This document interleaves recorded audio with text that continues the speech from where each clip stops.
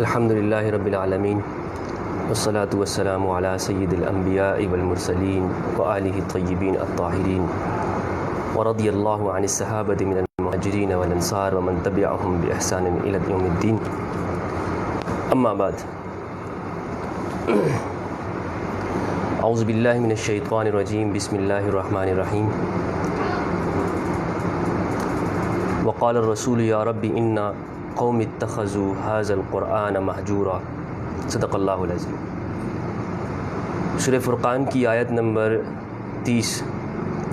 اور رسول صلی اللہ علیہ وآلہ وسلم اللہ کے سامنے یہ شکوہ کریں گے، یا ربی، اے میرے پروردگار، ان قومی، بے شک یقیناً میری قوم نے، اتخذوا ھذا القرآن مہجورا، اس قرآن کو مہجور کر دیا تھا، اس قرآن کو ہجرت پہ بھیج دیا تھا، ہجرت پہ روانہ کر دیا تھا، اس قرآن کو چھوڑ دیا تھا.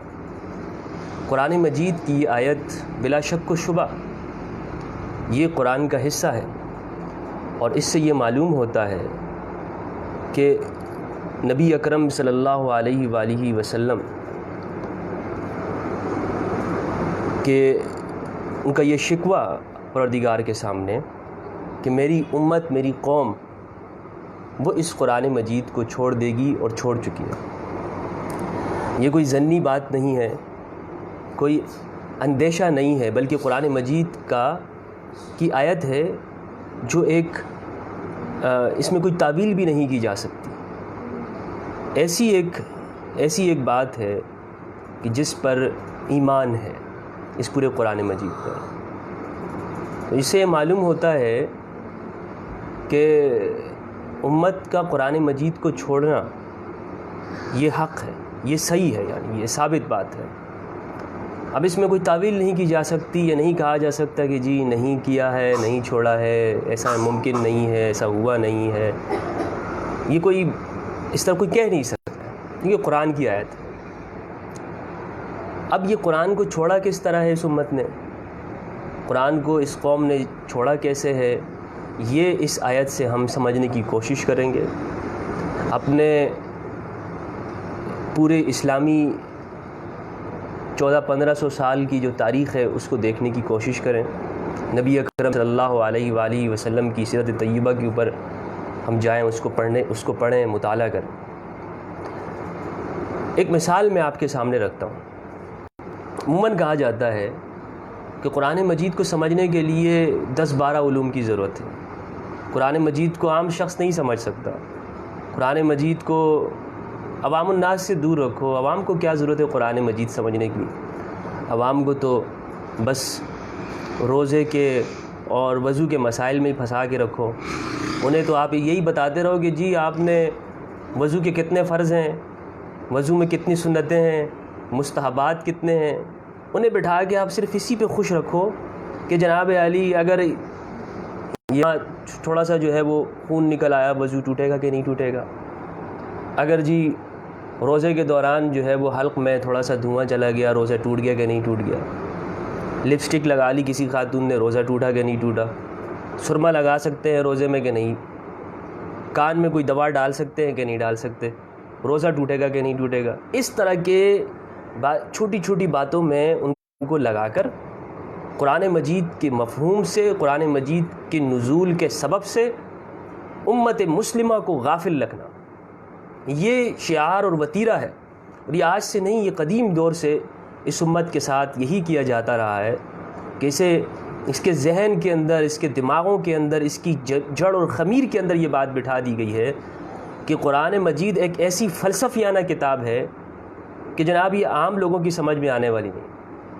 وہ دین اسلام، یہ نبی اکرم صلی اللہ علیہ وآلہ وسلم پر جو قرآن مجید کی شکل میں نازل ہوا، وہ کوئی فلسفیانہ کتاب ہے، کوئی سقراط اور افلاطون کے لکھے ہوئے کوئی فلسفے ہیں معاذ اللہ. حالانکہ ایسا نہیں ہے.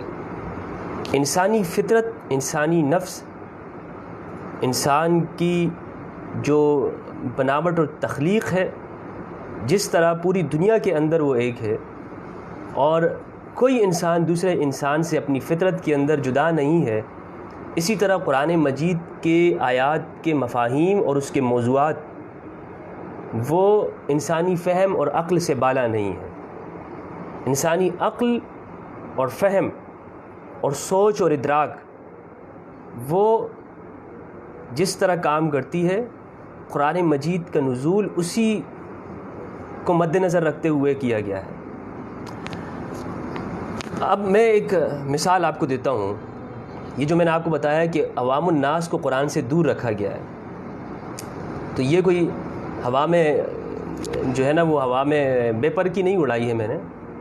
بہت ساری چیزیں ایسی ہیں کہ اگر آپ درسیات کا مطالعہ کریں گے تو ہمارے علماء کہتے ہیں کہ جی یہ باتیں لوگوں کو نہ بتاؤ، لوگ گمراہ ہو جائیں گے، لوگ گمراہ ہو جائیں گے، کیونکہ انہیں پتہ ہے اگر صحیح بات، صحیح اسلام لوگوں کو پتہ چل گیا تو ان کی جو اجارہ داری ہے، جو دین کے اوپر انہوں نے اپنی بنا کے رکھی ہوئی ہے، وہ ختم ہو جائے گی۔ اور مولانا صاحب نے جو اسلام لوگوں کو پیش کیا ہوا ہے دنیا کے اندر، وہ کیا ہے کہ جی قرآن کو صرف میں سمجھ سکتا ہوں، تم نے کیا کرنا ہے، تم آؤ بس مسجد میں آؤ، نماز پڑھو اور چندہ دے کے چلے جاؤ، قرآن کو تم نہیں سمجھو، قرآن میں تمہیں بتاؤں گا۔ اور پھر وہ مولانا صاحب جس طرح قرآن ان کو بتاتا ہے، جس طرح قرآن ان کو شروع سے بتایا گیا، اس میں انہیں کفر کی غلط تعریف بتائی گئی، اس میں انہیں شرک کی غلط معنی بتایا گیا، اس میں لوگوں کو غلط مطلب بتایا گیا کہ اصنام پرستی کسے کہتے ہیں، لوگوں کو غلط بتایا گیا کہ جناب علی قرآن مجید وہ انسانی آزادی کے حوالے سے کیا بات کرتا ہے، کافر کی ڈیفینیشن غلط بتائی گئی، مشرک کی ڈیفینیشن غلط بتائی گئی، ظلم جو قرآن مجید کے اندر بار بار اس کو کہتا ہے کہ ظلم مت کرو، اور پروردگار ومن اظلم ممن افترا علی اللہ کذبا، خدا پر جھوٹ مت باندھو، جھوٹ مت بولو، ٹھیک ہے، یہ سب چیزیں نہیں بتائی گئی۔ جہاد کی ڈیفینیشن غلط بتائی گئی، جو بھی نان مسلم ہے ختم کر دو، بس ختم، جینے کا کوئی حق نہیں ہے، نان مسلم کے ساتھ اچھائی نہ کرو، ان کے ساتھ دشمنی کر کے رکھو۔ بلکہ روایت بھی پیش کی جاتی ہے کہ اگر ایک نان مسلم راستے میں جا رہا ہو اور آپ جا رہے ہیں، سامنے سے آپ نے دیکھا کہ ایسا شخص آ رہا ہے جو نان مسلم ہے، اس کو دھکا دو، دھکا سائڈ پہ کر دو، اس کو سائڈ پہ کر کے رکھو۔ صحیح مسلم کی روایت ہے یہ، فَاسْتَرُّوهُ إِلَىٰ أَضْيَقِهِ، نان مسلم کو سائڈ پہ کر دو، کیونکہ آپ شہنشاہ ہیں بھائی دنیا کے اندر، آپ کا رول ہونا چاہیے، آپ بڑے ہیں۔ یہ مائنڈ کے اندر بٹھایا گیا ہے۔ اس کی وجہ یہ ہے کہ عامت الناس نے یہ سمجھا ہی نہیں ہے کہ کبھی قرآن مجید کو اٹھا کے پڑھ لیتے بھائی۔ سورہ فاتحہ ایک عام مسلمان کو یاد ہوتی ہے دوستو، اور 10 صورتیں، کہتا ہے کافی ہے تیرے لیے، جنت میں جانے کے لیے کافی ہے، اور تجھے قرآن سے کیا کام لے بھائی تیرا؟ نماز تیری جو ہے نا وہ سورہ فاتحہ سے ہو جاتی ہے، اور آخری 10 صورتیں یاد کر لو، چھوٹی چھوٹی صورتیں ہیں، جلدی دی ختم ہے، قل اللہ علیہ وسلم پڑھ لو بس۔ نمازیں بھی اسی طرح کی، نہ خشوع ہے، نہ خضوع ہے، نہ اس میں تدبر ہے، تفکر ہے۔ تو بہرحال سورہ فاتحہ کے اندر ایک تحریف کی میں مثال آپ کو دیتا ہوں جو اس کو بدلنے کی کوشش کی گئی ہے۔ سورہ فاتحہ کی لاسٹ آیت ہے قرآن مجید کے اندر، اللہ رب العزت نے ارشاد فرمایا غیر المغضوب علیہم ولا الضالین۔ آپ تمام تفاسیر اٹھا کے دیکھ لیں، ساری تفسیرات کو اٹھا کے دیکھ لیں، المغضوب علیہ الیہود، الضالین النصارى، تمام تفاسیر، ساری تفسیریں یہی کہہ رہی ہیں۔ ہاں، قرآن کیا کہتا ہے؟ مغضوب علیہ کون لوگ ہیں، ضالین کون لوگ ہیں، اسے خاص کر دیا کہ جی یہ تو کوئی اور ہو ہی نہیں سکتا، یہ تو سارے وہی لوگ ہیں، یہود اور نصارہ۔ کیا ڈال دیا اس کے اندر؟ مسلمان کے دماغ کے اندر کیا ڈال دیا، عام فکر کے اندر، عامت الناس کے اندر، کہ مغضوب علیہ صرف اور صرف یہودی ہیں، نصارہ صرف اور صرف مغضوب علیہ ہیں، ضالین ہیں، باقی تو ہے نہیں۔ انسانیت سے کاٹ کے رکھ دیا۔ قرآن مجید جو کل انسانیت کی عالمین الاخلاق العالمیہ کی کتاب ہے قرآن مجید، کہ جس کے اندر یہ بتایا گیا کہ قرآن یونیورسل اخلاق کی بات کرتا ہے، اس کو کاٹ کر اپنے فرقے کے لیے، اپنے مذہب کے لیے، اپنے عقیدے کے لیے، اپنی جماعت کے لیے، اپنے گروہ کے لیے، اپنے حزب اور اپنی شیعہ کے لیے اس کو خاص کر دیا۔ مومن کی تعریف صرف وہی ہے کہ جو ہمارے گروہ کا ہے، مسلم صرف وہی ہے کہ جو ہماری طرف کا ہے، عقیدہ صرف اسی کا درست ہے کہ جو ہماری پارٹی کا ہے، باقی دنیا گمراہ ہے، باقی سارے لوگ ضالین ہیں، باقی سب مغضوب علیہم ہیں، سب سے خداوند ناراض ہے۔ غیر مسلم کو سلام تک مت کرو، اگر آپ نے سلام کیا واپس لے لو، روایت بنائی گئی۔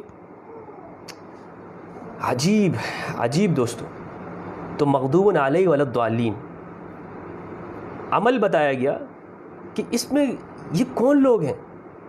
قرآن مجید کو کبھی کسی عام شخص کو اس کو پڑھنے کی اجازت ہی نہیں دی گئی، اس کو یہ کہا بھی نہیں گیا کہ جناب علی آپ اس کو پڑھیں۔ تو آج عالم یہی ہے۔ قرآن مجید کا بنیادی اصول ہے دوستو، یہ ایمانیات کے درجے کے اندر ہے، ایمانیات کے، اس میں کوئی تبدیلی بھی نہیں ہو سکتی ہے۔ فرمایا کہ لا اکراہ فی الدین قد تبین الرشد من الغی، دین میں کوئی جبر نہیں ہے، اکراہ نہیں ہے۔ اس کو کیا کر دی؟ یہ آیت منسوخ ہے۔ یہ آیت السیف سورہ توبہ کی جو آیت ہے کہ جہاں سے بھی تمہیں ملے مشرک اس کو ختم کر دو، اس سے منسوخ ہو گئی ہے۔ قرآن کی عالمگیریت، قرآن کی انٹرنیشنل ہونا، کہ یہ جو ہمارا دعویٰ ہے کہ شروع کے دور سے لے کر آخر قیامت تک کے لیے، وہ دعویٰ پھر خراب ہو گیا، ختم ہو گیا۔ تو اب سورہ فرقان کی جو آیت میں نے شروع میں آپ کے سامنے پڑھی ہے اس کو میں آپ کو بتاتا ہوں۔ وقال الرسول یا ربی ان قوم اتخذوا هذا القرآن مہجورا، قرآن مہجور ہے، قرآن کو چھوڑ دیا ہے۔ وقال الرسول، اور رسول کہیں گے یا ربی، اے میرے رب، ان قوم اتخذوا، بے شک میری قوم نے اس قرآن کو چھوڑ دیا تھا، اس قرآن نے اپنا لیا تھا سہائے ستہ کو، اس قرآن نے اپنا لیا تھا کافی کو، اس قرآن نے اپنا لیا تھا اقوال مشائخ کو، اس امت نے اپنا لیا تھا مشائخ کے اقوال کو، اس امت نے اپنا لیا تھا سہائے ستہ کو، اس امت نے اپنا لیا کافی کو، اور کتابوں کے اوپر ایمان لے آئے، فتاویٰ کی، میرے شیخ کا یہ فتویٰ ہے پڑھ لو، میرے مدرسے کا یہ فتویٰ ہے، میرے استاد کا یہ فتویٰ ہے۔ بھئی قرآن مجید کی کیا رائے ہے؟ غافل کر دیا ہے امت کو۔ وقال رسول یا ربی ان قوم اتخذوا هذا القرآن مہجورا۔ اب آپ کسی بھی شیخ سے پوچھ لیں یہ قرآن مجید کی آیت ہے یا نہیں ہے؟ اگر یہ قرآن کی آیت ہے اس کا معنی مجھے بتا دیں کہ کیا رسول اللہ صلی اللہ علیہ وآلہ وسلم جب عرض کنا ہوں گے رب العالمین کے سامنے میری امت نے قرآن کو چھوڑ دیا، وہ کون لوگ ہیں؟ کیا وہ ہم نہیں ہیں؟ اگر وہ ہم نہیں ہیں تو پھر ہمارے ہر شیخ کے فتوے کے اندر شامی، چلپی، حسکفی اور پتہ نہیں کون کون سے شیوخ کے نام اور کتابوں کے ہوتے ہیں، اس میں قرآن کی آیت کیوں نہیں ہوتی؟ اگر ہم کسی شیخ سے مسئلہ پوچھتے ہیں تو اس سے یہ کیوں نہیں پوچھتے کہ حضرت والا مجھے قرآن سے بتانا، مجھے یہ بتانا کہ قرآن میں پروردگار نے کیا کہا ہے، میرے قرآن کے اوپر ایمان ہے۔ آپ کو یہ کہا جاتا ہے 10 صورتیں یاد کر لو، رمضان کے اندر تمہاری نماز بھی ہو جائے گی، تراویح بھی ہو جائے گی، تم جنت میں بھی چلے جاؤ گے، بخشے بھی جاؤ گے، نماز جنازہ بھی تمہاری ہو جائے گی، قاری صاحب پڑھا لیں گے، بس ختم۔ اس قرآن کے بارے میں آپ سے پوچھا جائے گا، ہر ایک سے پوچھا جائے گا کہ جی آپ یہ بتاؤ کہ یہ اس قرآن کو تم نے پڑھا بھی تھا کہ نہیں پڑھا تھا؟ نہیں پڑھا ہوتا۔ اسے اگر پڑھا ہوتا تو آج ہم اتنے متشدد نہ ہوتے، مزاج کے اندر نرمی ہوتی، گفتگو کے اندر نرمی ہوتی، سلیقہ ہوتا، ٹھہراؤ ہوتا، دنیا کے اندر بدنامی نہ ہوتی۔ قرآن مجید کو اگر اپنا امام بنا لیتے بجائے اس کے کسی شیخ کو بناتے تو آج ہماری تنزلی نہ ہوتی۔ وقال رسول یا ربی ان قوم اتخذوا هذا القرآن مہجورا۔ اچھا، یہ سورہ فرقان کی میں آپ کو مومنین کی، اولیاء اللہ، ہم ایک لفظ سنتے نا اللہ کا ولی، اللہ کا ولی، ہمارے ہاں یہ بھی بڑی خرابی ہے، جس طرح ہر اصطلاح خراب کی گئی ہے۔ اللہ کا ولی کا جو لفظ ہے، جو جتنا سادہ آدمی ہوگا، صوفی آدمی ہوگا، میرا مطلب صوفی سے مراد یہ ہے کہ جو جس کو کچھ نہیں پتہ ہوگا. وہ کہتے ہیں نا بس ایسا آدمی کہ جس کو 2 + 2 کا بھی کچھ نہ پتہ ہو. ہم کہیں کہ ہاں یہ تو اللہ کا ولی ہے. ہمارے پشتو میں بھی کہتے ہیں سم دا اللہ ولی دے. ہاں جو بیوقوف آدمی ہوتا ہے ہمارے گاؤں کے اندر، تو ہمارے پشتو میں ایک محاورہ ہے، ہم کہتے ہیں دا خدا اللہ ولی دے. یعنی جو سب سے زیادہ بیوقوف ہوگا آج ہمارے معاشرے کے اندر، اللہ کا ولی اس کے لیے خاص ہو گیا. حالانکہ اولیاء اللہ وہ کون لوگ ہوتے ہیں؟ عقل مند لوگ ہوتے ہیں، اپنے وقت کو سمجھتے ہیں، اپنے حالات کو سمجھتے ہیں. ان کی نشانیاں قرآن مجید کی اسی فرقان کے اندر، چونکہ قرآن کا دوسرا نام فرقان ہے. الفرقان یہ جدا کرتا ہے چیزوں کے درمیان میں. الفاروق سیدنا فاروق رضی اللہ تعالیٰ عنہ جس طرح فاروق تھے شر اور خیر کے درمیان میں، اسی طرح یہ قرآن فاروق ہے. یہ قرآن فاروق ہے، حق اور باطل کے درمیان میں جدائی کرتا ہے. اولیاء اللہ کی نشانیاں بتائی گئی ہیں. قرآن میں اولیاء اللہ کو عباد الرحمن کہا گیا ہے. کیا کہا گیا؟ عباد الرحمن.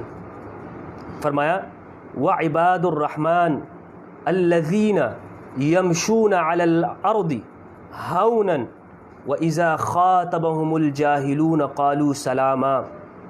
وعباد الرحمن، رحمان کے بندے جب چلتے ہیں زمینوں پر ہونا، آہستگی سے چلتے ہیں. واذا خاطبهم الجاہلون، اور جب ان سے نادان لوگ ان کو مخاطب کرتے ہیں، ان سے گفتگو کرنا چاہتے ہیں، قالوا سلاما، تو یہ ان سے کہتے ہیں سلام، پیس، امن، شانتی، امن، رک جاؤ. والذین یبیتون لربہم، اور جو اپنے پروردگار کے لیے سجدا و قیاما، راتوں میں سجدے اور قیام کے اندر گزارتے ہیں. دوسری نشانی، پہلی نشانی یہ ہے کہ یہ لوگوں کے ساتھ الجھتے نہیں ہیں. عباد الرحمن اللہ کا ولی ہوتا ہے. یہ نہیں کہ بس صوفی سادہ سا آدمی جو ایک بڑی چادر اوڑھ کے بیٹھ جائے اور ایک تسبیح لے کے کونے کھانچے میں بیٹھ جائے، جس کو نہ قرآن کے کوئی شعور ہے، نہ عقل ہے، نہ سمجھ ہے، نہ فہم ہے، نہ ادراک ہے، نہ اس کو تدبر ہے، نہ تفکر ہے، نہ کائنات کے علم کو جانتا ہے، نہ رب العالمین کی عالمیت کو سمجھتا ہے، نہ انسان دوستی کو سمجھتا ہے. وہ اس کو عباد الرحمن کہہ دیا گیا، اللہ کا ولی کہہ دیا جاتا ہے ہمارے ہاں لوگوں کو. تو اللہ کے ولی کو بھی بدنام کر دیا، قرآن مجید کو بھی جو ہے نا وہ نہ سمجھنے کی وجہ سے. تو فرمایا والذین یبیتون لربہم سجدا وقیاما، جو اپنے پروردگار کے لیے سجدوں اور قیام کے اندر اپنی حالتوں کو گزارتے ہیں، اپنی راتوں کو گزارتے ہیں. والذین یقولون ربنا اصرف عنا عذاب جہنم ان عذابها کان غراما. یہ قرآن مجید کی سورہ فرقان ہے جس کے اندر رسول نے شکوہ کر دیا کہ میرے رب اس امت نے تو قرآن کو چھوڑ دیا. یہ تو 2 ٹوک بات ہے، چھوڑ چکی ہے، روایتوں کو لے چکی ہے. اب اگر امت رجوع الی القرآن کر لیتی ہے، قرآن کی طرف واپس آ جاتی ہے اور وہ کہہ دیتی ہے کہ بھائی آج سے ہم نے قرآن میں تدبر اور غور کرنا ہے. اگر ہمیں کوئی بھی شخص مسئلہ بتائے گا اور ہم سے کہے گا کہ جناب علی یہ شخص تمہارا دشمن ہے، جاؤ اس کو مار کے آ جاؤ، تو میں اس سے پوچھوں گا کہ قرآن میں مجھے بتا دے کہ دشمن کون ہوتا ہے. اگر کوئی مجھے کہے گا کہ جہاد کرنا ہے نان مسلم کے اس فلاں دشمن کے خلاف، میں اس سے پوچھوں گا کہ جہاد کی تعریف کیا ہے پہلے بتا دے. لیکن نہیں پوچھا، اس لیے امت کا حال یہ ہو گیا کہ جو اس نے پچھلے 20-30 سال کے اندر پوری دنیا کے اندر امت نے کیا. یہ جہاد ہے، یہ کافر ہے، یہ مشرک ہے، یہ بدعتی ہے، یہ گستاخ ہے، مار دو اس کو، ختم کر دو اس کو. کیونکہ رسول اللہ نے کہہ دیا، امت نے قرآن کو چھوڑ دیا. شروع کے دور کے اندر یہی گستاخ اور کافر اور خروج کا فتویٰ یہ تو امام حسین کے اوپر بھی لگایا گیا. بہرحال پہلی جو صفت بتا دی عباد الرحمن کی، قالوا سلاما، وہ لوگوں کے ساتھ الجھتے نہیں ہیں. اگر کوئی شخص ان کو آتا ہے، مارنے کے لیے بھی آتا ہے، تو وہ کہتا ہے بھائی میں آپ سے الجھنا نہیں چاہتا ہوں، میرا یہ موقف ہے، میرا یہ پوائنٹ آف ویو ہے، میری آئیڈیالوجی ہے، میرا یہ عقیدہ ہے، نظریہ ہے، آپ اپنا نظریہ رکھو. سورہ کافرون کے اندر یہی کہا گیا کہ جناب آپ نے الجھنا نہیں ہے. لکم دینکم ولی دین، قل یا ایھا الکافرون لا اعبد ما تعبدون، اور آخر میں کہا لکم دینکم ولی دین، تمہارے لیے تمہارا اور میرے لیے میرا دین. میں تمہارے دین کے اندر، تمہارے عقیدے کے اندر کوئی دخل اندازی نہیں کرنا چاہتا. تیسری صفت والذین یقولون ربنا اصرف عنا عذاب جہنم ان عذابها کان غراما. وہ لوگ عباد الرحمن کیا کرتے ہیں؟ پروردگار کے عذاب سے خوفزدہ ہوتے ہیں اور کہتے ہیں پروردگار یہ مشکلیں جو ہم سے آتی ہیں ہمارے اوپر اس کو ہٹا دے. انہا ساعت مستقر و متاع، بے شک وہ بری جگہ ہے، برا ٹھکانہ ہے. والذین اذا انفقوا لم یسرفوا ولم یقتروا وکان بین ذلک قواما، اور جب وہ اللہ کی راہ کے اندر خرچ کرتے ہیں تو وہ اس کے اندر حد سے تجاوز نہیں کرتے. جب وہ خرچ کرتے ہیں تو حد سے آگے نہیں جاتے، اپنے لیے بھی بچا کے رکھتے ہیں کہ ایسا نہیں کہ بالکل اتنا خرچ کر دو کہ اپنے پاس بھی کچھ نہ رہے، خود بھوکے ہو جاؤ، خود مانگنے کے اوپر آ جاؤ. نہیں. ولم یقتروا، اور بخل سے بھی کام نہیں لیتے کہ خرچ کرنا تھا، کسی کو کھانا کھلانا تھا تو اس نے کیا کر دیا، بخل سے کام لے کر نہیں، روک لیا اپنے پاس پیسہ. لوگوں سے پیسہ لیا تھا کہ میں اس کو انسانیت کے لیے لگاؤں گا اور اس کو اپنے پاس روک کے رکھ دیا.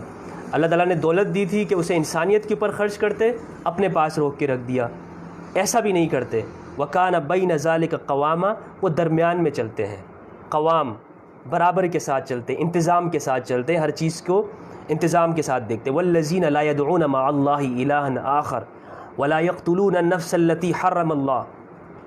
انتہائی اہم خصوصیت عباد الرحمن کی، پروردگار کے بندوں کی، وہ اللہ کے ساتھ کسی اور خدا کو معبود نہیں بناتے، کسی اور کو معبود نہیں بناتے. دیکھیں اس کے اندر بھی لوگ یہ نہیں سمجھتے کہ یہ معبود بنانا کیا ہوتا ہے. جب آپ کے سامنے یہ حکم آ جائے کہ یہ قرآن کی آیت ہے اور آپ اس کے سامنے کسی روایت کو پیش کر دیں، جب آپ کے سامنے یہ حکم آ جائے کہ یہ خدا کا قول ہے اور آپ اپنے مفتی صاحب کا قول لے کر سامنے آ جائیں، یہ بھی آپ نے اپنے ذہن کے اندر خدا کے مقابلے کے اندر ایک معبود کھڑا کر دیا. یہ بھی معبود ہے. قرآن نے آپ سے کہا کہ آپ نے قرآن میں مجھ میں تدبر کرنا ہے، مجھے پڑھنا ہے، میں اس مہینے کے اندر اتارا گیا ہوں، اس پورے مہینے کے اندر مجھے تم نے صفحہ صفحہ پڑھ لینا ہے، تدبر کرنا ہے، غور کرنا ہے. آپ نے کہا نہیں، میں نے تو جی کوئی اور کتاب اٹھانی، کوئی رسالہ پڑھ لینا ہے، کوئی اور کسی کتاب کو کوئی میں اس کو زیادہ آپ نے اہمیت دے دی. تو یہ کیا ہو گیا، یہ خدا کے مقابلے میں. یہ صرف یہ نہیں کہ جناب ایک جو ہے وہ بت پرستی جو ہے وہ اسی کا نام ہی بنا کے رکھ دیا کہ جی وہی چیز ہے. دوسرا ولا یقتلون النفس التی حرم اللہ، اور کسی نفس کو، کسی جان کو جس کو پروردگار نے عزت بخشی ہوئی ہے وہ قتل نہیں کرتے. وہ کیا نہیں کرتے؟ قتل نہیں کرتے. انتہائی اہم خصوصیت. اگر یہ کہا جائے کہ یہ قرآن مجید کا ایسا اصول ہے کہ جس میں کسی قسم کا تغیر اور تبدل نہیں ہے تو یہ غلط نہیں ہوگا. نفس چاہے وہ کسی کا بھی ہے، جان کوئی بھی ہے، عقیدہ اس کا کوئی بھی ہے، مذہب کچھ بھی ہے، وہ پروردگار کے نزدیک اللہ فرما رہے حرم اللہ. یہاں مسلم نہیں کہا، یہاں یہ نہیں کہا ولا یقتلون المسلم الذی حرم اللہ، ولا یقتلون المسلم الذی حرم اللہ، ولا یقتلون المسلمین، نہیں کہ مسلمانوں کو قتل نہیں کرتے، مسلم کو نہیں کرتے، یا جی یہ وہ میرے نہیں. اللہ نے فرمایا ولا یقتلون النفس التی، نفس مطلق نفس کوئی بھی ہے، کوئی بھی اس کا عقیدہ ہے، اس کے پاس جا کر اس کی جان نہیں لیتے. اپنے اوپر ہم اس کو لے کر دیکھ لیں، ہم اس پہ کتنا پورا آتے ہیں. کوئی بھی ہم سے کہہ دیتا ہے کہ جناب اس سے مجھے اختلاف ہے، سب تیار ہیں جناب، سب بھرے ہوئے ہیں، سب کے ہم دماغ جو ہے نا وہ بھر چکے ہیں، اور مرتد اور سزا اور فلاں فلاں تیار بیٹھے ہوئے ہیں. کیوں؟ کیونکہ قرآن میں غور نہیں کیا. قرآن منع کر رہا ہے اور نہ یہ کہہ رہا ہے نہیں اس کی جان، اس کی تو خون مباح ہے بھائی، اس کی تو ایک ہی سزا ہے، اس کا تو خون مباح ہو چکا ہے، یہ تو اب اس کو زندہ نہیں رہنا. ٹھیک ہے. اللہ فرما رہا ہے ولا یقتلون النفس التی حرم اللہ. بھائیو، نفس کو قتل نہیں کرنا جس کو اللہ نے عزت بخشی ہے. آگے فرمایا الا بالحق، الا بالحق، مگر حق کے ساتھ. حق کیا ہے کہ جناب علی وہ ظلم کرنے والا ہے، اور اس کی قرآن مجید میں اجازت دی گئی. اذن للذین یقاتلون بانہم ظلموا، کہ ان پہ ظلم کیا گیا. قرآن مجید آپ پڑھیں تو، اور پھر سیرت النبی صلی اللہ علیہ وسلم کا مطالعہ کریں. جتنی بھی جنگیں ہوئی ہیں اسلام کے اندر، غزوہ بدر، احد، حنین، خندق، احزاب، تمام جنگیں وہ سب کے سب دفاعی تھی. دفاعی مطلب ڈیفینس وار تھی. لوگ باہر سے آئے، باہر سے حملہ آور ہوئے، آپ نے الا بالحق، آپ نے ان کے مد مقابل آ گئے. یہ ایسا نہیں ہوا کہ آپ نے خود سے سٹارٹ لیا کسی چیز کے اوپر، یا کسی نے معاہدہ کی خلاف ورزی کی، معاہدہ شکنی ہوئی تو ان کے ساتھ جنگ کرنا پڑی، یا جناب وہ لوگ آئے اور پورے کے پورے جتھے بن کر جو آ کر حملہ آور ہو گئے، تو نبی اکرم صلی اللہ علیہ وآلہ وسلم نے ان کے خلاف دفاعی جنگ کی۔ اگر کوئی آپ کے ملک کے اوپر حملہ آور ہوتا ہے، آپ کے گھر کے اوپر حملہ آور ہوتا ہے، تو آج کی دنیا کے اندر بھی قانون موجود ہے، یونائٹڈ نیشن کا چارٹر موجود ہے کہ آپ اپنا دفاع کر سکتے ہو۔ آپ اپنی جو آپ کی باؤنڈری ہے اس کو اگر کوئی کراس کرنے کی کوشش کرتا ہے، آپ اس کو روک سکتے ہو، سیلف ڈیفینس کر سکتے ہو۔ تو یہ قرآن مجید کا یونیورسل اصول ہے، الا بالحق ولا یزنون، اور وہ زنا نہیں کرتے، بدکاری نہیں کرتے۔ ومن یفعل ذلک یلقى اثاما، اور جو یہ کرے گا تو اس کو گناہ ملے گا، اثام اسم ملے گا۔ یضاعف له العذاب یوم القیامہ ویخلد فیہ مہانا الا من تاب وآمن وعمل صالحا فاولئک یبدل اللہ سیئاتہم حسنات۔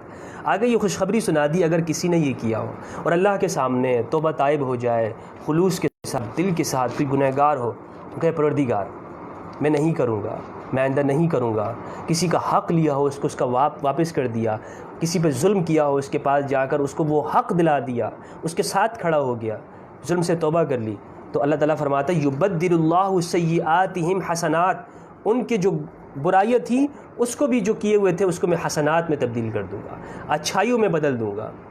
وکان اللہ غفور الرحیمہ، اللہ غفور الرحیم ہے۔ یا ایک بات قرآن مجید کی ایک آیت کہا، اللہ شرک کو معاف نہیں کرتا، شرک کو معاف نہیں کرتا، پروردگار فرما رہا ہے کہ میں ہر گناہ کو معاف کر دیتا ہوں، ٹھیک ہے۔ وہاں پہ جو شرک ہے دراصل ظلم، یہ معاف کیسے نہیں ہوتا؟ آپ نے کسی کا مال ہتھیا لیا، آپ مال ہتھیا کے بیٹھے ہوئے ہیں اور آپ اس کو وہ واپس نہیں کر رہے ہیں، اور اسی کی زمین پر اپنا بڑا عالیشان بنگلہ بنا کر، محل کوٹری بنا کر بیٹھ گئے، اور آپ توبہ کر رہے ہیں اللہ مجھے معاف کر دے، اللہ مجھے معاف کر دے، میں اس سے معافی مانگ لوں گا۔ اللہ فرما رہا ہے ان اللہ لا یغفر، اللہ معاف نہیں کرے گا، اللہ معاف نہیں کرے گا۔ یہ معافی ہوتی نہیں، تو ایسی ڈھونگ کھیل رہا ہے، اپنے آپ کو خوش کر رہا ہے، لوگوں کو خوش کر رہا ہے، دکھلاوا کر رہا ہے، یہ تو مطلب ہی نہیں ہے، ٹھیک ہے۔ وکان اللہ غفور الرحیم، اللہ ہر گناہ معاف کر دیتا ہے، غفور رحیم ہے۔ ومن تاب وعمل صالحا فإنه يتوب إلى الله متابا، جو لوٹ جاتا ہے اللہ تو اللہ کی طرف وہ لوٹ جاتا ہے۔ والذین لا یشہدون الزور، اور جو جھوٹ کی گواہیاں نہیں دیتے، جو جھوٹ کی گواہیاں نہیں دیتے، صرف جھوٹ بولنا نہیں، میں تو جھوٹ نہیں بولتا ہوں، اور الیکشن میں جا کے کسی اس کو پتہ ہے کہ چور ہے، اچکا ہے، لفنگا ہے، وڈیرا ہے، جاگیردار ہے، لوگوں کے حقوق غصب کرتا ہے، کرپٹ ہے، پھر بھی جا کے وہاں پر اس کے ساتھ کھڑا ہو جاتا ہے۔ اللہ تعالیٰ فرماتے ہیں یہ سب یہ مذاق کرنے والے ہیں، صرف جھوٹ بولنا نہیں۔ میں تو جھوٹ نہیں بولتا ہوں، میں نے تو آج تک زندگی میں جھوٹ بولا، ہاں جھوٹ نہیں بولا، لیکن اللہ فرماتے ہیں، اللہ نے یہ نہیں کہا نہ بولنے والے، فرمایا والذین لا یشہدون الزور، جو گواہی نہیں دیتے جھوٹ کی گواہی بھی نہیں دیتے۔ وَإِذَا مَرُّوا بِاللَّغْوِ، اور جب وہ کوئی ایسا کام دیکھتے ہیں جو لغو ہوتا ہے، فضول ہوتا ہے، ٹائم ضائع کرنے والا ہوتا ہے، ٹائم کا برباد کرنے والا ہوتا ہے، مرّوا کراما، تو وہ بڑے عزت کے ساتھ وہاں سے گزر جاتے ہیں، نان ایشوز کے اندر الجھتے نہیں ہیں۔ وہ دیکھ رہے ہیں قوم لگی ہوئی ہے، اپنا وقت ضائع کر رہی ہے، قوم لگی ہوئی ہے ساری کی ساری، وہ نان ایشوز کے اندر الجھی ہوئی ہے، اپنی حالت کا خیال نہیں ہے، اپنی معیشت کا خیال نہیں ہے، اپنے گھر کا خیال نہیں ہے، اور پوری دنیا کا ٹھیکہ اٹھا کے رکھا ہوا ہے۔ اللہ تعالیٰ فرماتے ہیں نہیں، عباد الرحمن ایسا نہیں کرتے، عباد الرحمن کیا کرتے ہیں؟ وَإِذَا مَرُّوا بِاللَّغْوِ مَرُّوا کِرَامًا، جب وہ کسی لغو بات سے ہو کے گزرتے ہیں تو وہ بڑے عزت کے ساتھ وہاں سے نکل جاتے ہیں، مرّوا کراما، کیونکہ وہ خود عزت دار ہوتے ہیں۔ والذین اذا ذکروا بآیات، اب یہ آیت، یہ نشانی، اس کو قرآن مجید کی اس آیت کو دوستو، اس کو آپ نے، یہ ایسی آیت ہے جو چھپائی گئی ہے۔ میں کہتا ہوں کہ یہ ایسی آیت ہے جس کو ہم مشائخ نے اس امت سے چھپایا ہے، اور قرآن کی ایسی ایک کنز، ایک خزانہ ہے، عقل کو کھولنے والی ہے، عقل کے دریچوں کو واہ کرنے والی ہے۔ اگر اس آیت کو آپ نے لکھ لیا، یاد کر لیا، اس آیت کو اگر آپ نے پڑھ لیا، اس آیت کے اندر اگر آپ نے تدبر کر لیا، تو میں آپ کو گارنٹی سے کہتا ہوں، قرآن مجید کی اس گارنٹی سے کہتا ہوں کہ آپ کو کوئی بھی شخص قرآن کے نام پہ ورغلا نہیں سکتا، قرآن کے نام پر آپ کو گمراہ نہیں کر سکتا، کوئی بھی شخص آپ کو گمراہ نہیں کر سکتا۔ وہ آیت کون سی ہے؟ سورہ فرقان کی آیت نمبر 73 فرمایا والذین، اور وہ لوگ اللہ کے بندے وہ ہوتے ہیں اذا ذکروا بآیات ربہم، جب ان کے اوپر ان کی رب کی آیات سے پڑھی جاتی ہیں، رب کی آیات ان کے سامنے پیش کی جاتی ہیں، ان سے کہا جاتا ہے کہ جناب یہ اللہ کی آیت ہے، یہ اللہ کی قرآن ہے، لم یخروا علیہا، تو وہ اس پر نہیں گرتے، سمن بہرے عمیاناً اندھے۔ پھر پڑھی سنیے، والذین، وہ لوگ، یہ اللہ کے بندے ہوتے ہیں، وہ لوگ ہوتے ہیں کیا کرتے ہیں، اذا ذکروا بآیات ربہم، جب ان کے سامنے ان کے رب کی آیات کو پڑھا جاتا ہے، قرآن کو پڑھا جاتا ہے، لم یخروا علیہا، نہیں گرتے اس آیات کے اوپر، سم و عمیانا، بہرے ہو کر اور اندھے ہو کر، کہ جی چپ چاپ، وہ کہتے ہیں نا جی آپ تو مولانا کی بات چپ چاپ مان لو یار، پیر صاحب کی بات مان لو، تمہیں سوال کرنے کی اجازت کیا ہے؟ میں تو قرآن پڑھ رہا ہوں، کیوں تم مجھ سے سوال کر رہے ہو؟ میں تو حدیث پیش کر رہا ہوں، تم کیوں مجھ سے سوال کر رہے ہو؟ میں نے تمہیں امام ابو حنیفہ کا قول بتایا، تم کیوں کون ہوتے ہو سوال کرنے والے؟ میں نے تو جناب علی امام بخاری کی روایت پیش کی ہے، تم کون ہوتے ہو سوال کرنے والے؟ بس بہرے ہو جاؤ، اندھے ہو جاؤ، مان لو۔ اللہ تعالیٰ فرما رہے ہیں کہ او اللہ کے او بدو، قرآن کہہ رہا ہے والذین اذا ذکروا بآیات ربہم، روایت تو چھوڑو، فقہا کے اقوال تو چھوڑو، بخاری، مسلم، سنن ترمذی، ابن ماجہ، نسائی، ان کو تو پیچھے رکھو۔ اگر کوئی تمہارے سامنے میرا نام لے کر، اللہ تعالیٰ فرما رہے ہیں میرا نام لے کر میرے قرآن کی آیت بھی تمہارے سامنے کوئی پڑھ کے سناتا ہے، اور وہ کہتا ہے کہ جی یہ خدا کا قرآن ہے، مان لو، تم نے اس کو نہیں ماننا، تم نے اس کو نہیں ماننا۔ یہ بات قرآن کہہ رہا ہے، آپ سے کہی جاتی ہے یہ بات نہیں، آپ چپ چاپ مان لو، کتاب میں لکھا ہوا ہے، مولوی صاحب نے کہہ دیا، مولانا صاحب نے بتا دیا، شیخ نے بتا دیا، پیر صاحب نے کہہ دیا، جی پیر صاحب نے تو کہہ دیا ہے، میں تو پیر صاحب سے اختلاف نہیں کر سکتا۔ میں نے ایک پیر صاحب کے مرید سے کہا، مجھے وہ کہہ رہے تھے کہ کافی عرصے سے 6 سال سے کوشش کر رہے تھے کہ مجھے اپنے پیر صاحب کے پاس لے جائیں اور مرید کر لیں، تو میں ان کو جو ہے وہ معذرت کرتا رہا کہ بھائی مجھے پیر ویر کے پاس نہیں، میں نہیں جا سکتا اور مجھے نہیں جانا، لیکن وہ کہتے رہے کہ نہیں۔ میں نے ایک دن سوال کر لیا، میں نے کہا اچھا یہ بتایا آپ کے جو پیر صاحب یہ جو رنگ کی چادر پہنتے ہیں، ایک رنگ کی چادر پہنتے ہیں ان کے پیر صاحب، میں نے کہا یہ اس رنگ کی چادر کیوں پہنتے ہیں؟ تو وہ کہنے لگے کہ جی اس کی وجہ یہ ہے۔ میں نے کہا اچھا آپ نے کسی جو ہے وہ ڈاکٹر کو دیکھا ہے کہ جناب علی وہ ہر وقت جو ہے وہ اپنے اس نے انجیکشن بھی لے کے رکھا ہوا ہے، یہاں پہ ایک انجیکشن ادھر لگا کے لٹکا کے رکھ دیا، ادھر جو ہے وہ اس نے وہ تھرمامیٹر لگا کے رکھ دیا، داڑھی کے اندر اس نے جو ہے وہ یا کلین شیپ ہو، اس نے جیب کے اندر جو ہے یہاں پہ بہت سارے تھرمامیٹر رکھے ہوں، کوئی راستے میں جائے ان سے ملے تو بھائی کون ہے؟ بھائی میں تو ڈاکٹر صاحب ہوں، میں تو ڈاکٹر صاحب ہوں۔ تو میں نے ایسی سوال کیا، میں نے کہا آپ کے پیر صاحب، تو کہنے کا مقصد یہ ہے، تو اس کے بعد اس نے مجھے نہیں کہا کہ میرے پیر صاحب کے پاس آپ چلیں۔ سوال کرنا، تو لوگ کہتے ہیں کہ جی پیر صاحب کے سامنے آپ سوال بھی نہیں کر سکتے، آپ کون ہوتے ہو سوال کرنے والے؟ آپ تو استاد سے سوال بھی نہ کرو، آپ تو مولانا صاحب سے پوچھو بھی نہیں، جبکہ پروردگار کہہ رہا ہے قرآن مجید کے اندر، اللہ تعالیٰ فرما رہا ہے کہ اگر میرا نام لے کر میری آیات کو بھی تمہارے سامنے پڑھا جا رہا ہے، تم نے اس کو بھی نہیں ماننا، تم نے اس کو بھی نہیں ماننا، تم نے کہنا ہے بھائی میں نے نہیں ماننا۔ کیوں؟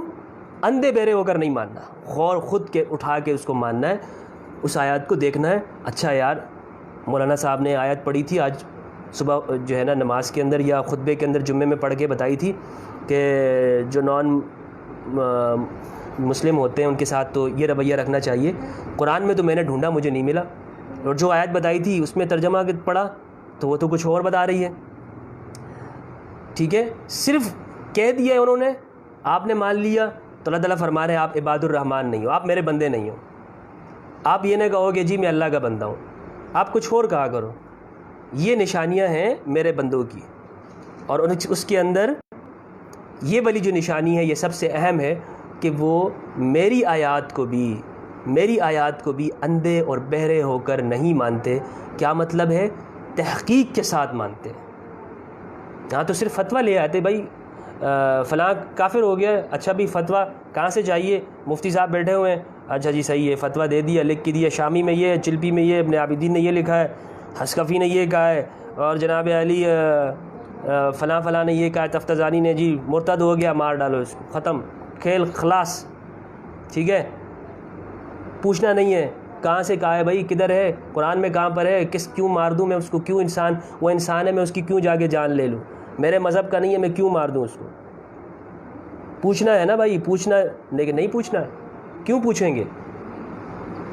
وہ تو بتایا ہوئے آپ نے سوال نہیں کرنا، وہ تو بتایا ہوئے آپ نے اگر پوچھ لیا آپ تو اسلام سے نکل گئے، آپ تو مسلم ہی نہیں رہو گے.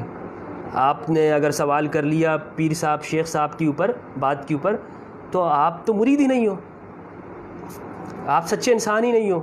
اللہ تعالیٰ فرما رہے ہیں کہ لم يخروا علیہا صما وعمیانا والذین یقولون ربنا هب لنا من ازواجنا وذریاتنا قرۃ اعین واجعلنا للمتقین اماما، کہ وہ پرہیزگاری کا جو ہے وہ اپنے لیے دعا کرتے ہیں کہ ہماری جو ازواج ہوں، بیویاں ہوں، جو جوڑے ہوں، وہ کیا ہوں، وہ ہماری آنکھوں کی ٹھنڈک ہو جائے، سرور ہو جائے آنکھوں کے لیے. وجعلنا للمتقین اماما، متقی کے لیے امام بنا دے، رہنما بنا دے، پیشوا بنا دے. اولئک یجزون الغرفۃ، آگے انعام بتا دیا کہ انہی لوگوں کو غرفہ، ایک خاص، مفسرین نے لکھا ہے الغرفہ بما صبروا، ایک خاص ان کو ایک کمرہ ملے گا، ایک خاص ان کو ایک مقام ملے گا. یا یہ ہے کہ اولئک یجزون الغرفۃ، جنت ملے گی بما صبروا، صبر کیا انہوں نے اس کے اوپر، لوگوں نے تکلیف دی، انہوں نے صبر کیا، وائلنس نہیں کیا، تشدد کے راستے کے اوپر نہیں گئے. لوگوں نے انہیں بہت مجبور کیا کہ یہ تشدد کرتے، لیکن انہوں نے نہیں کیا، صبر کرتے رہے، صبر کا دامن نہیں چھوڑا. لوگوں نے کوشش کی کہ ان کو ورغلا لیا جائے اور پھر دنیا کو دکھائیں کہ جناب دیکھو مسلم تو ایسا ہوتا ہے، مسلم تو دنیا کے ساتھ چل ہی نہیں سکتا، مسلم تو ایسا ہوتا ہے کہ جناب اگر اس کو ورغلا دو وہ فوراً ہتھیار اٹھا لیتا ہے. نہیں، ایسا نہیں ہے. اولئک یجزون الغرفۃ بما صبروا، صبر کا انعام ان کو ملے گا. ویقولون فیہا تحیۃ وسلاما، اس کے اندر ان پر بار بار سلامتی پیش کی جائے گی.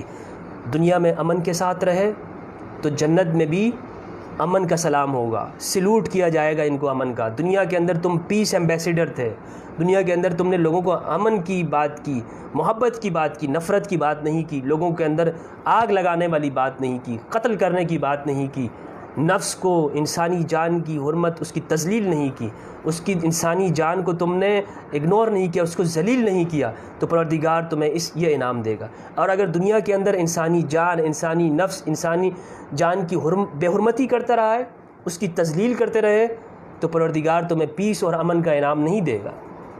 تو پروردگار پیس کا انعام تب دے گا جب دنیا میں پیس کا کام کرتے رہے ہوں. تو یہ ہے سورہ فرقان کی آیات جو میں نے آپ کے سامنے پیش کی، پڑھی. اس کے اندر جو ہے وہ قرآن مجید نے ہم سے یہ مطالبہ کیا ہے کہ ہم اس کے اندر غور و فکر کریں، تدبر کریں، اس کو سمجھیں، اس کی نشانیوں کے اندر. اور واضح طور پر ہمیں بتایا کہ کسی بھی بات کو اندھے اور بہرے ہو کر نہیں ماننا، بہرے ہو کر اور اندھے ہو کر نہیں ماننا، بلکہ تحقیق کے ساتھ ماننا ہے. تو یہ میری گزارش ہے. قرآن مجید، شہر رمضان یہ قرآن کا مہینہ ہے، اس میں آپ غور کریں، قرآن کو پڑھیں. کوئی بھی آپ کا سوال ہے آپ خود قرآن سے حل کرنے کی کوشش کریں. نہ پوچھیں آپ کسی سے کہ جناب اس کا مجھے بتا دے، اس کا کیا معنی ہے، کیا مطلب ہے، بلکہ آپ خود ہی اس کے اندر ڈھونڈیں، خود ہی اس کے اندر تلاش کریں، آپ کو جواب ملے گا. ہر زبان کے اندر اس کی ٹرانسلیشن ہو چکی ہے. اگر پھر بھی آپ کو سمجھ میں نہیں آتا، آپ ایسے شخص کو تلاش کریں، ایسے کہ جس کی قول اور عمل کے اندر تضاد نہ ہوتا ہو، جس کی باتوں کے اندر اور جس کے پریکٹس کے اندر، جس کی ایکسرسائز کے اندر کیا نہ ہو، وہ تضاد نہ ہو، یعنی وہ الگ الگ نہ ہو. کہتا تو یہ پیس امن کی بات کرتا ہے اور خود اگر تھوڑی سی کوئی بات کرتا ہے بھڑک جاتا ہے. ٹھیک ہے، تو اللہ تعالیٰ سے دعا ہے اللہ تعالیٰ ہمیں قرآن مجید کو سمجھنے کی توفیق دے اور نفرتوں کا خاتمہ کرے ہمارے دلوں سے، ہمارے ذہن سے. ہمارے جو نفرتیں بھر گئی ہیں اللہ تبارک و تعالیٰ اس کو خاتمہ کرے اور ہمیں سخاوت کا عمل کا نصیب فرمائے کہ ہم لوگوں کی خدمت کر سکیں، انسانیت کی بھلائی کر سکیں. بہت بہت شکریہ. السلام علیکم ورحمۃ اللہ وبرکاتہ.